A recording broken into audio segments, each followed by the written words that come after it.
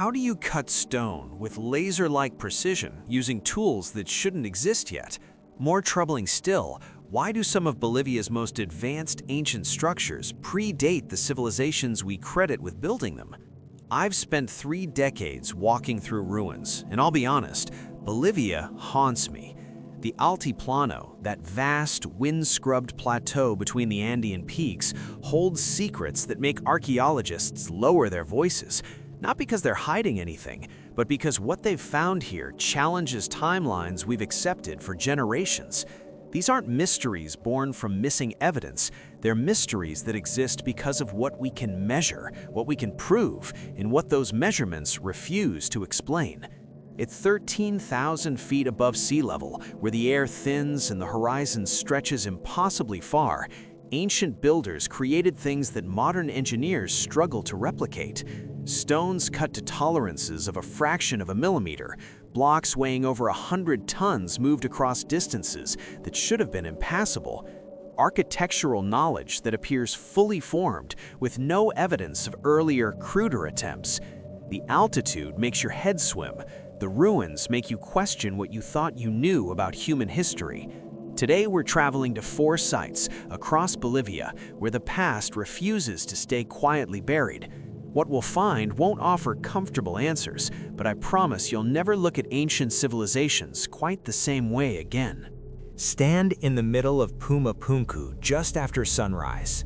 The light comes hard and horizontal across the Altiplano, throwing shadows that make the scattered stone blocks look like the ruins of something industrial, a machine shop perhaps, or a precision manufacturing facility.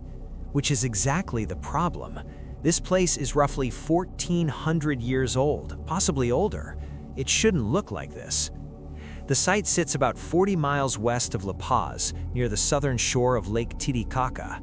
From a distance, it doesn't look like much, a scattering of enormous stone blocks on a flat, treeless plain. Grazing llamas wander between megalithic ruins. Tour buses kick up dust on the access road. Nothing prepares you for what happens when you get close enough to really see the stones. In 1549, Spanish chronicler Pedro Cieza de Leon arrived here and wrote that the stones were so large and so finely worked that it was impossible to describe them. He assumed he was looking at Inca work. He was wrong. The Inca found Puma Punku already ancient, already in ruins. They built around it, incorporated it into their cosmology, but they didn't create it. It was already centuries old when the Inca Empire rose. The Tiwanaku people built Puma Punku, or at least that's what the archaeological consensus suggests.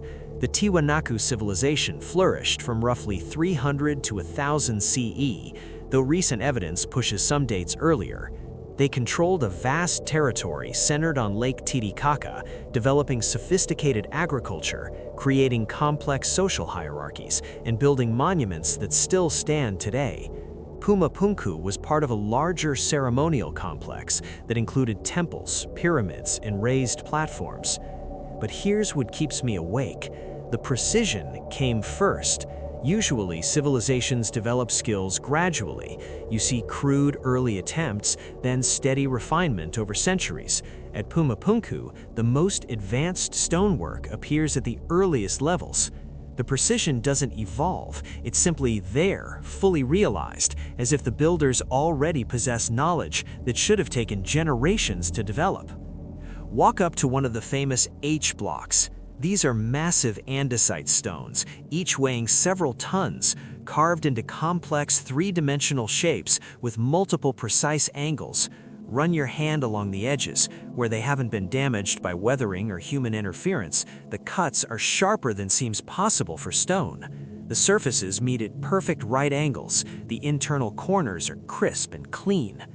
Andesite is volcanic rock, incredibly hard, registering about 7 on the Mohs hardness scale. That puts it harder than most steel files. To shape it requires tools harder than the stone itself. The Tiwanaku, according to the archaeological record, had copper and bronze tools, some stone implements, and patience. Copper is much softer than andesite. Bronze is harder than copper, but still softer than andesite. So how did they do it? The conventional explanation involves pounding stones, harder rocks used to chip away at the andesite gradually. This absolutely works. Modern experimental archaeologists have demonstrated that with enough time and effort, you can shape hard stone with primitive tools. But the tolerances at Puma Punku go beyond what those experiments produce.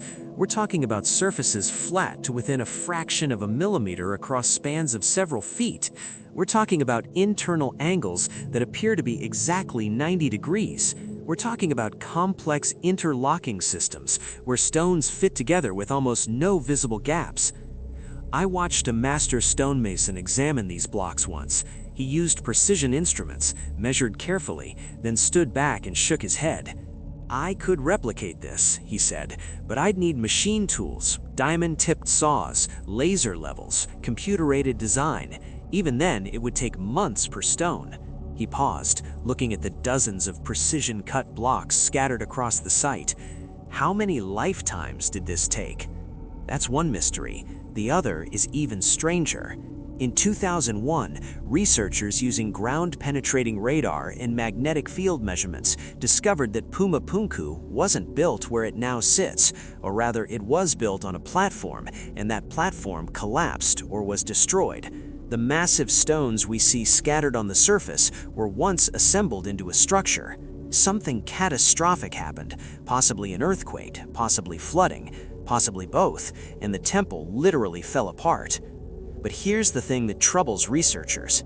The stones were designed to interlock in 3 dimensions, not simple post and lintel construction, but complex joinery where stones slide into precise position and lock together through geometry alone. No mortar, no pins, just stone fitting into stone with such precision that the joints themselves hold the structure together. When you examine the scattered blocks, you can see the sockets, the tenons, the intricate recesses, all the pieces of a 3-dimensional puzzle that once fit together. Some researchers have spent years trying to virtually reconstruct the original structure, matching blocks like fragments of a broken vase. The problem is that there are dozens of ways the stones could fit together, and we don't know which configuration is correct. The Tiwanaku left no written language we can read, no blueprints, no construction manuals, no explanatory texts. The stones themselves are the only record, and that record is now scattered across a wind-swept plain, its original meaning scrambled beyond easy recovery. Geochemical analysis of the stones reveals another puzzle. The red sandstone blocks, some weighing over 130 tons, came from quarries across Lake Titicaca, more than 10 miles away. The andesite came from quarries on the Copacabana Peninsula, roughly 40 miles distant. Moving blocks of that size across such distances at an altitude where the thin air makes heavy labor exponentially harder requires sophisticated engineering. The Tiwanaku had no wheeled vehicles, no draft animals larger than llamas, which can carry about 70 pounds, and no iron tools. How did they move stones weighing more than 130 tons? Various theories exist. Perhaps they used rafts to move the stones across the lake, though no evidence of such rafts survives, and controlling a raft carrying that much weight would be extraordinarily difficult. Perhaps they used log rollers and earthen ramps, though at this altitude large trees don't grow, and importing enough timber would itself be a massive undertaking. Perhaps they had techniques we haven't discovered yet, methods that left no archaeological trace. What strikes me most about Puma Punku is this. We keep calling it a mystery, but really it's an achievement. Mysterious to us, certainly, but to the builders, this was knowledge. They knew exactly what they were doing. They had methods, techniques, traditions of craftsmanship passed down through generations. What looks impossible to us was their reality. I think about the specialists who created this place, the stonecutters who could look at a block of andesite and see the shape hidden inside it, the engineers who calculated loads and stresses without modern mathematics, the artisans who trained for decades to develop skills we've since forgotten. They were as intelligent as we are, probably just as curious, just as capable of innovation. They simply worked within different technological parameters, and somehow, within those parameters, they achieved precision that makes modern engineers uncomfortable. Today, Puma Punku sits in the middle of a geopolitical debate. Visitors come from around the world, often armed with theories involving lost civilizations, ancient astronauts, or technologies beyond our understanding. I understand the impulse. When you can't explain something with current knowledge, it's tempting to reach for exotic answers. But standing here among these stones, I think the truth is more humbling and more wonderful. Human beings, working with tools we'd consider primitive, created something that still confounds us 14 centuries later. What remains unknown is not whether they could do this, clearly they did, but how. The techniques, the knowledge systems, the accumulated wisdom that made this possible, somewhere in the centuries between Tiwanaku's collapse and the present day, that knowledge was lost. We're left holding the results, extraordinary and precise, with no manual explaining the process. The wind picks up across the Altiplano, carrying the smell of dry earth and distance. The stones endure, keeping their secrets, while we circle them with our questions and instruments and increasingly sophisticated theories. Somewhere in that stone, in those impossibly precise angles and surfaces, lies an answer we haven't learned to read yet. 500 yards from Puma Punku's precision-cut blocks stands another impossibility, a doorway carved from a single piece of stone, covered in symbols no one can fully translate, aligned with astronomical precision that shouldn't exist in a civilization without telescopes. Tiwanaku itself sprawls across the Altiplano like a stone ghost of empire.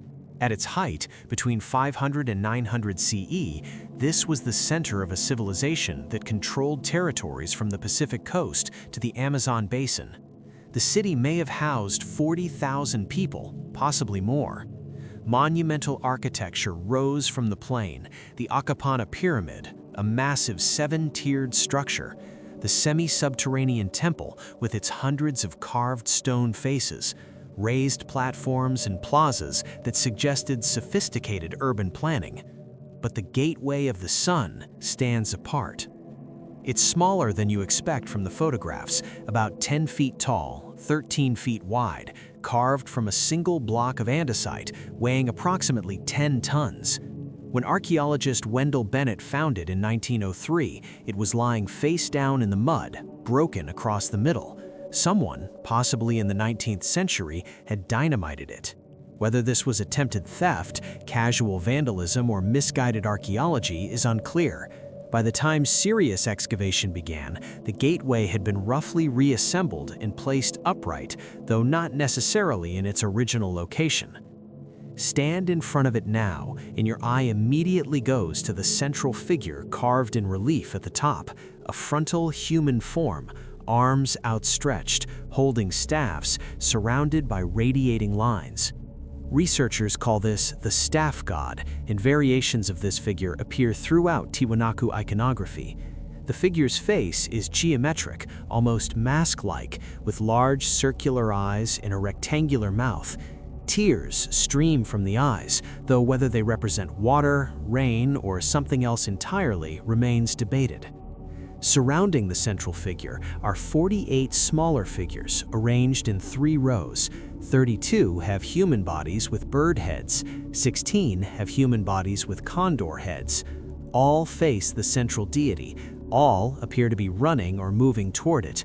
The precision of the carving is extraordinary. Each figure is complete, detailed, clearly differentiated from its neighbors, despite being only a few inches tall. Below these figures runs a band of geometric designs called step frets, interlocking angular patterns that repeat across the surface. And along the bottom, barely visible unless you know to look for them, are smaller carved symbols: pumas, condors, abstract shapes that might represent agricultural products or ceremonial objects. No written language accompanies these carvings. The Tiwanaku had no script that we've identified. These symbols are communication of a different kind, visual language that carried meaning we can only partially reconstruct. Archaeoastronomers have spent decades studying the gateway's alignment and symbolism. The conventional interpretation is that this represents a calendar. The central figure is likely Viracocha, the creator god who appears throughout Andean mythology. The surrounding figures may represent the days of the months of the year, or astronomical cycles. The tears from the god's eyes might symbolize rain, crucial for agriculture at this altitude, where rainfall patterns mean the difference between feast and famine. What makes this more than speculation is the alignment. The gateway, if properly positioned, and we're not entirely certain it's in its original location, aligns with the spring equinox sunrise. On that specific day, the sun rises directly through the doorway, flooding the inner chambers of the temple behind it with light. This isn't accidental. The builders understood solar mechanics with precision that required generations of observation. Consider what that means. To determine the exact moment of equinox without telescopes or precision timekeeping, you need to observe and record solar positions over years, probably decades. You need to mark the positions where the sun rises each day, note the patterns, calculate the midpoint between extremes. You need mathematics, geometry, and patient, systematic observation. The Tiwanaku did this. We know they did because the alignments are there, verifiable, precise. But they also embedded something else in this gateway, something researchers are still trying to decode. In 1960, Professor Rolf Müller from the Potsdam Astrophysical Observatory analyzed the calendar system implied by the gateway's iconography. He concluded it represented a year of 290 days, divided into 12 months of 24 days each, with additional intercalary periods to maintain alignment with the solar year. The problem? That doesn't match the actual solar year of 365 days. Other researchers have proposed different interpretations, that the 48 figures represent a Venus cycle, or a lunar calendar, or a complex integration of multiple astronomical cycles. Each theory has supporting evidence. None has achieved consensus. The carved figures themselves contain details that seem significant, but remain cryptic. Some hold staffs, some hold what might be corn or other plants. Some wear elaborate headdresses. The bird-headed figures differ subtly from the condor-headed ones in posture and attributes. This level of detail suggests specific meanings, but without a Rosetta Stone, without a bilingual text that connects Tiwanaku iconography to a language we can read, we're left interpreting based on ethnographic analogy and educated guessing. Living Aymara communities in the region maintain oral traditions about Tiwanaku. Their stories speak of it as a sacred city, a place where the gods walked, where creation itself began. The Aymara language contains possible clues, certain ceremonial terms, certain agricultural calendar markers that might connect to ancient practices. But oral traditions change over centuries, accumulate additions, lose original contexts. We can't simply assume modern Aymara beliefs perfectly reflect Tiwanaku thought from 1,500 years ago. What we can do is visit the site during the equinox and watch what happens. I've done this 3 times now. The tourists gather before dawn, cameras ready. The local guides, many of them Aymara, prepare offerings of coca leaves and alcohol, traditional Andean ritual elements. As the sun approaches the horizon, the light changes, that peculiar pre-dawn luminosity that makes the distant mountains look like paper cutouts. Then the sun breaks the horizon, and for a few minutes the alignment is perfect. Light streams through the stone doorway, illuminating the space beyond. The tourists take their photos. The Aymara whisper prayers in Quechua and Aymara, languages that survived Spanish colonization, the collapse of the Inca, and the centuries before that when Tiwanaku fell. The moment passes. The sun rises higher, the alignment shifts, the special quality of light disperses into ordinary morning. But that moment, that precise alignment achieved with stone tools and naked eye astronomy, reminds me why I do this work. We often think of ancient peoples as primitive, limited by lack of technology, but the Gateway of the Sun suggests something different, a civilization that observed the cosmos with extraordinary patience, encoded knowledge in permanent stone, and created monuments that still function as astronomical instruments more than a millennium after the culture that built them ceased to exist. The mystery isn't whether they understood astronomy. Clearly they did. The mystery is the depth of that understanding, the sophistication of the knowledge systems they developed, and how much of what they knew has been lost to time. Every decoding of Tiwanaku iconography reveals new layers of meaning, new astronomical correspondences, new evidence of systematic observation. After everything I've learned about this place, what haunts me most is the central figure's expression. Those geometric eyes stare straight out, looking through the centuries, through the tourists and archaeologists, through the changing interpretations and theories. The face is stylized, almost abstract, yet somehow it conveys presence. Whoever carved this believed in what they were representing. This wasn't decorative art, this was sacred knowledge, made permanent, placed where the sun itself would activate it twice each year. The gateway stands against the altiplano sky, broken and reassembled, possibly moved from its original position, weathered by centuries of wind and rain. Yet it endures. The symbols remain crisp, the central figure still presides, the stone doorway still frames the horizon, and twice each year, the sun rises through it exactly as the builders intended, linking us briefly to a moment 1,400 years ago when someone stood in this exact spot and calculated angles that would outlast their civilization. 300 miles east of Tiwanaku, the Altiplano descends through cloud forests and valleys toward the Amazon basin. The landscape transforms. Dry highlands give way to subtropical vegetation, thin air thickens, temperatures rise. Here, in the Santa Cruz department, a mountain rises from the surrounding jungle, and on its summit sits something that has puzzled archaeologists for a century, a massive sandstone rock, approximately 250 meters long, carved with geometric channels, zoomorphic figures, and architectural elements that appear to have been cut directly into the living stone. The Spanish called it El Fuerte, the fort, because they assumed the complex served military purposes. They were half right about the location's strategic value, completely wrong about its origin. I first saw Samaipata from the approach road, winding up through vegetation that grabbed at the vehicle's windows. The rock appeared suddenly as we rounded a bend, a pale stone outcropping rising from the green jungle, its surface covered in lines and shapes that were clearly not natural. Even from a distance, you could see this was intentional, massive, and unlike anything in the surrounding landscape. Local legends about the rock go back centuries. Some say giants carved it in a single night. Some say it was a launching place for the gods. The Inca, who occupied the site in the 15th and 16th centuries, incorporated it into their system of sacred sites, building structures around the carved rock. But they didn't create the carvings. The rock was already ancient when they arrived.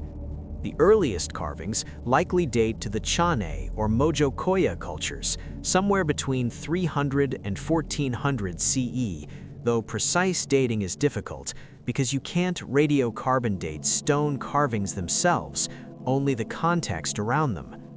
What's carved into the rock is a complex mix of features that served different purposes across many centuries of use. The most striking features are the two parallel channels carved deep into the rock face, running for almost 20 meters.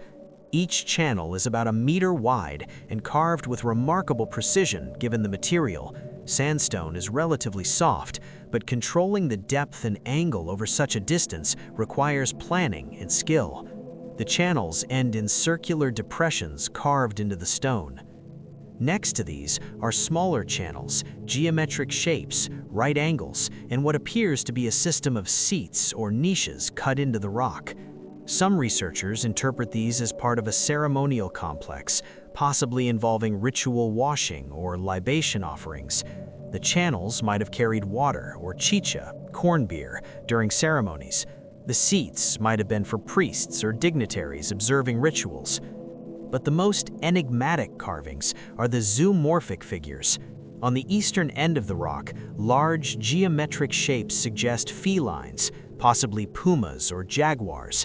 The forms are stylized, abstract, but clearly representational.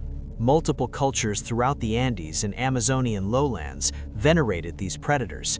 The fact that they appear here, carved into living rock in a location that bridges highlands and lowlands, suggests Samaipata was a meeting point between different cultural spheres.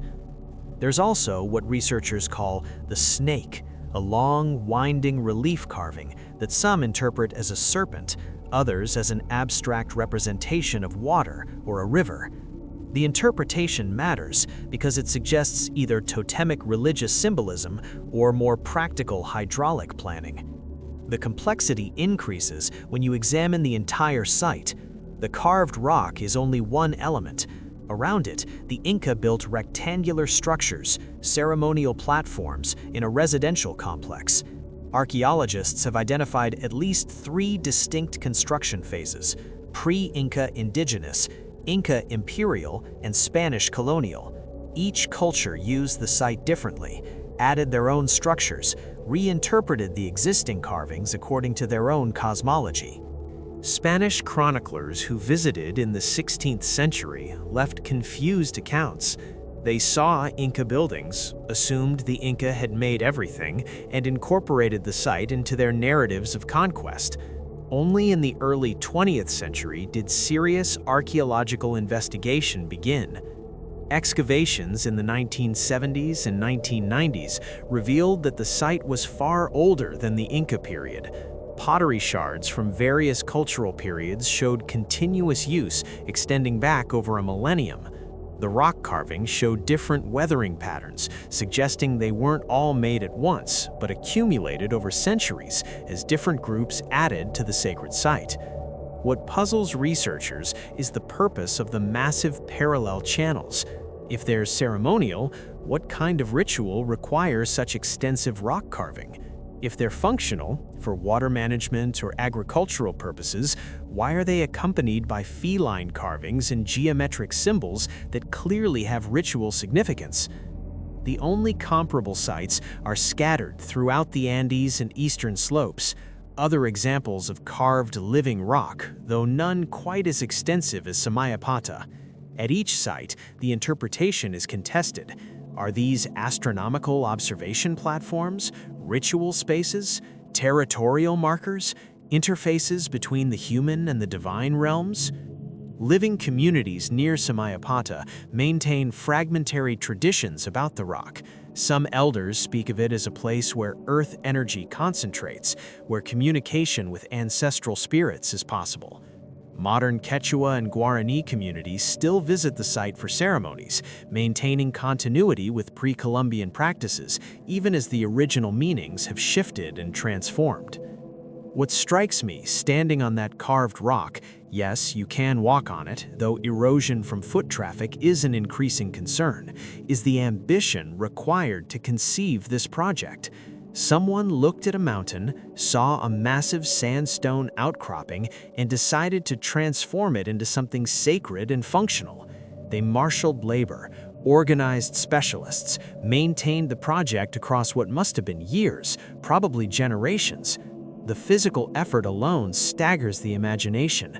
Carving channels a meter deep into sandstone, maintaining consistent depth and angle, creating smooth surfaces over dozens of meters.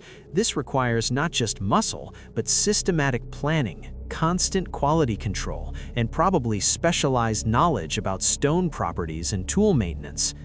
Modern stone carvers who have examined the site estimate that creating the major channels alone would require hundreds, possibly thousands of work hours with metal tools. The pre-Columbian carvers likely used harder stone tools to gradually abrade the sandstone, feasible but exponentially more time-consuming. And for what purpose? We still don't entirely know. The most honest answer is that Samaipata served multiple purposes across its long history. It was ceremonial center, administrative hub, territorial marker, and sacred site. The carvings meant different things to the Mojocoya, who probably started them, the Inca, who incorporated the site into their empire, and the Spanish, who repurposed it again.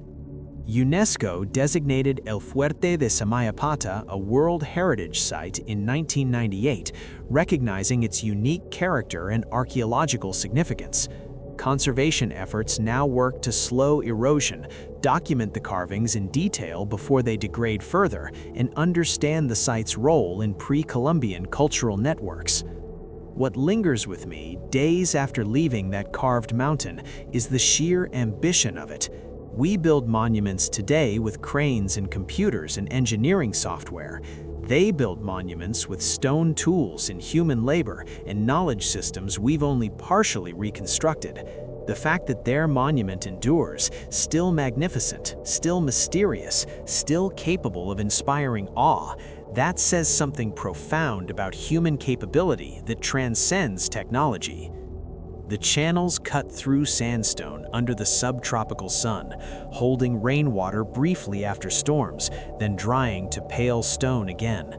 The feline figures gaze across the jungle canopy toward distant mountains, and we stand where countless others stood before us, trying to read meanings carved into stone by hands that turned to dust centuries ago, in service of beliefs we can only imperfectly imagine. The boat crosses Lake Titicaca in the thin morning light, cutting through water so blue it looks artificial.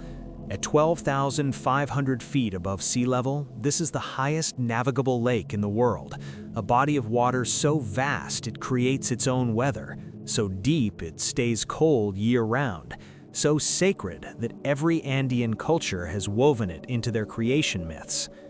Ahead, Isla del Sol rises from the water, a long, rocky island covered in terraced slopes and ancient ruins. This is where the sun was born, according to Inca tradition. This is where Viracocha, the creator god, emerged from the sacred rock and brought forth the celestial bodies. This is where the Inca Empire traced its divine origins. But the Inca didn't discover this island's sacredness. They inherited it from cultures that came before, who inherited it from cultures before that, in a chain of reverence extending back into times when Lake Titicaca's shoreline sat higher and the climate was wetter, and the people who farmed these terraces spoke languages lost before the first Spanish chroniclers arrived. The island is about 9 miles long, roughly 2 miles wide at its widest point. No cars, no paved roads, just stone paths worn smooth by centuries of feet. The approximately 800 families who live here now maintain traditions that blend Inca belief, earlier indigenous practices, and Catholic elements introduced during Spanish colonization. They farm, fish, raise sheep and llamas, and host the thousands of tourists who come each year seeking connection to ancient power. The archaeological sites scatter across the island's length. At the northern end stands the sacred rock, the Titicaca, a sandstone outcropping honeycombed with caves and carved with channels. Here, tradition says, the sun and moon emerged at the world's beginning. The Inca built a temple complex around it, restricting access to high priests and nobility.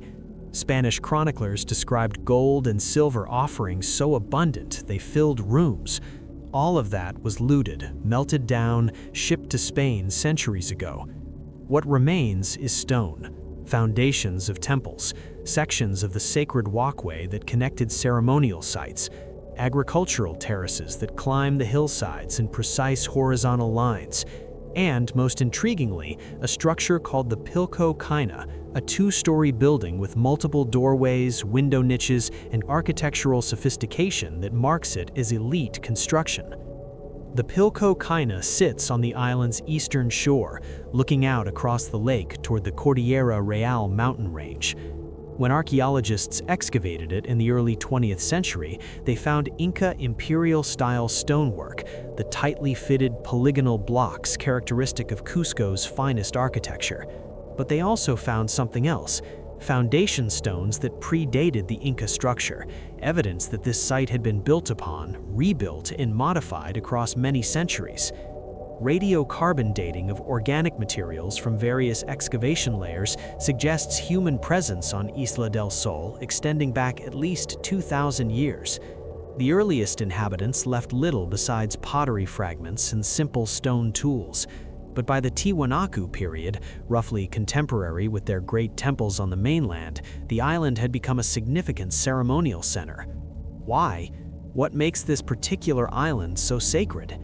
The archaeological answer involves geographic position, resource availability, and strategic value. Isla del Sol offered good fishing, fresh water from springs, defensible terrain, and visibility across major lake routes. Controlling the island meant controlling movement across the lake's southern basin. But that doesn't explain why it became mythology's birthplace of the sun.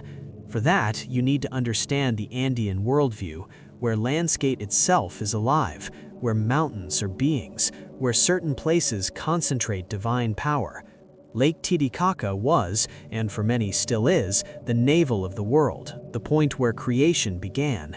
An island in such a lake becomes especially powerful, a place where water and earth meet, where human and divine realms touch. The Inca, master propagandists, recognized the island's existing sanctity and leveraged it. They claimed descent from Inti, the sun god, who was born from the sacred rock on this island. Therefore, Inca rule was cosmically ordained, divinely mandated, beyond question. They built elaborate temples, staffed them with akya, sun virgins, filled them with gold that reflected Inti's radiance, and made pilgrimage to Isla del Sol a sacred duty for nobles throughout the empire. When the Spanish arrived in the 1530s, they quickly recognized the island's importance. Chronicler Pedro Sarmiento de Gamboa visited in 1572 and documented what remained after decades of looting. He described the sacred rock, the Temple of the Sun, the gardens where golden corn plants once grew, each leaf and ear crafted from precious metal, and the hundreds of priests and attendants who had served the site. The Spanish strategy was systematic: loot the gold, build Catholic shrines on top of indigenous sacred sites, and redirect devotion toward Christian saints. On Isla del Sol, they partially succeeded. Churches rose near former temples, Catholic festivals overlaid indigenous ceremonial calendars. The island's sacredness was redirected, but never eliminated. Today, the island exists in a fascinating hybrid state. The Catholic Church in the village of Umani sits meters from pre-Columbian ruins. During festivals, people participate in both Catholic Mass and traditional offerings to Pachamama, the Earth Mother who predates Christianity by millennia. The sacred rock, though no longer restricted to priests, still receives offerings of coca leaves and alcohol from visitors, maintaining traditions their grandparents' performed. I climbed the Escalera del Inca, the Stairway of the Inca, a stone staircase with over 200 steps rising from the shore to the island's summit. The steps are worn smooth, their edges rounded by countless feet. At the top, breathing hard in the thin air, you can see the entire southern lake spreading below, the distant shore where Tiwanaku's ruins still stand, the snow-covered peaks of the Cordillera Real catching the afternoon light. Standing there, I understood something about why this place became sacred. It's not just strategic position or resource availability. There's something about the quality of light here, the vast horizontal emptiness of the Altiplano meeting the vertical thrust of mountains, the sense of being suspended between earth and sky. Indigenous cosmology didn't just metaphorically connect this place to creation. People felt that connection viscerally, in their bodies, in the way the landscape affected their perception. Modern archaeology approaches the island with increasingly sophisticated tools. Ground-penetrating radar has revealed structures still buried beneath the surface. Systematic survey has documented hundreds of archaeological features. Underwater archaeology has explored the lakebed near shore, finding offerings deposited in the water itself, pottery, metal objects, likely human sacrifices, confirming that the lake itself was sacred, not just the island. What researchers have found is that nearly every assumption about a linear development from simple to complex doesn't apply here. The earliest temples were sophisticated. The knowledge required to build terraces that still hold soil and support agriculture after 1,500 years was present from the beginning, not gradually developed. The astronomical alignments, because yes, many structures align with solstices and equinoxes, appeared fully formed. This pattern echoes what we see at Tiwanaku, at Puma Punku, at sites throughout the Andes, advanced knowledge appearing early, not late. It suggests that the civilizations we study were inheriting knowledge from even earlier traditions, that when we look at Tiwanaku's peak in 600 CE, we're seeing the flowering of traditions that extend back centuries or millennia before. The Aymara communities who live on and around the island maintain this is true. Their oral histories speak of times before Tiwanaku, before the Inca, before the cultures archaeology has named. They speak of knowledge keepers, of wisdom preserved through upheaval and conquest, of connections to this land that reach back into times we would call mythological, but they consider historical. Who's right? Perhaps both perspectives contain truth. Archaeological dating gives us one timeline, oral tradition preserves another. The fact that they don't perfectly align doesn't mean one is correct and the other false. It means we're looking at the same deep past through different lenses, each revealing certain details while obscuring others. What I know for certain, standing on Isla del Sol as the sun descends toward the Cordillera Real, is that this place has been sacred for an extraordinarily long time.